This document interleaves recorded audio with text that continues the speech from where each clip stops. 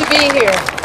I just have some good news for you. Would you like to hear some good news from the West San Fernando Valley? Yeah! I was speaking at Pierce College to all the political science classes about 2 weeks ago.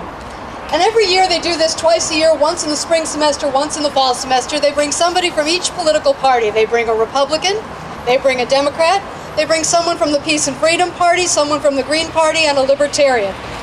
And we all talk to the students and we all make our pitch for why we have the answers for what's right for America. And the Green Party and the Peace and Freedom Party were heckling me something fierce. They were not happy because the students were listening to conservative views. The students were with us. There's hope for the future. And at the end of the presentation, I made my closing remarks, and after an hour and a half of hearing how wonderful everything is in Cuba, where healthcare is free and all this stuff that the Green Party was saying, Cuba is such a wonderful place, I asked the students, by a show of hands, how many of you would rather live in Cuba than the United States of America? Not one hand. And why is that? Because Cuba's not a free country and we treasure freedom in the United States of America. And what is freedom? Freedom is not a mystical thing that happens some places and not other places. Freedom is limited government. Freedom is what you have when you stop the government from doing things to people. Limited government is the structure that preserves our freedom. And that's why the Constitution is so important.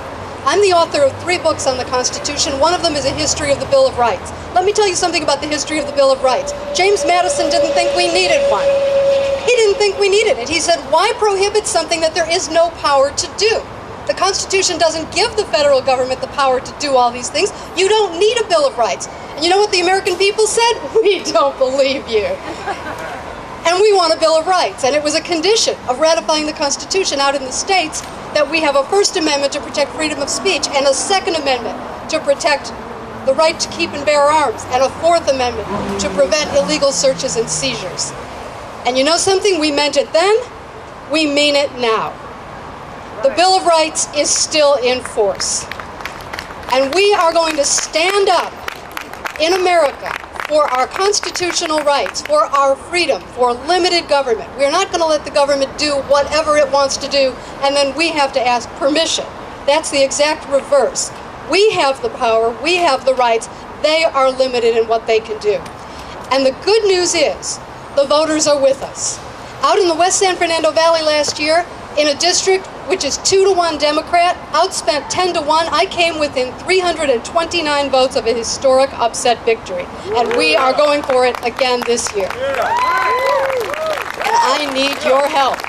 If you want to volunteer, if you want to come out and walk some precincts with me, the door hangers are on the way, and we are going to knock on every door, we are going to call every voter, we are going to get out there and tell people that we want to live in freedom in the United States, and even in California, and even in Los Angeles.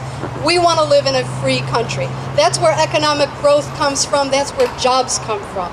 Every statist society has failed economically because people need an incentive to set alarm clocks. And if you set the goal and you set the alarm clock, it's your money. It's not our national income, it's your income. And this idea of redistributing it in some manner that the government thinks is fair is un-American.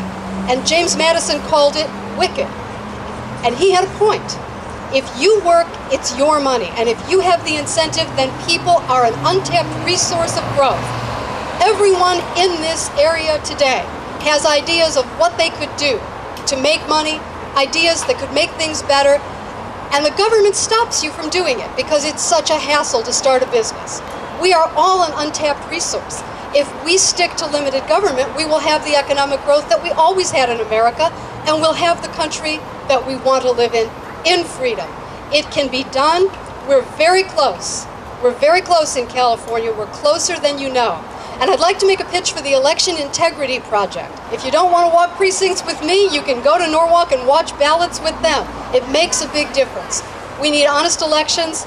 We have to talk to the voters, conservative ideas, freedom, constitutional government. We will win. We are winning. And I bring you an optimistic message. I look forward to your support. Thank you so much.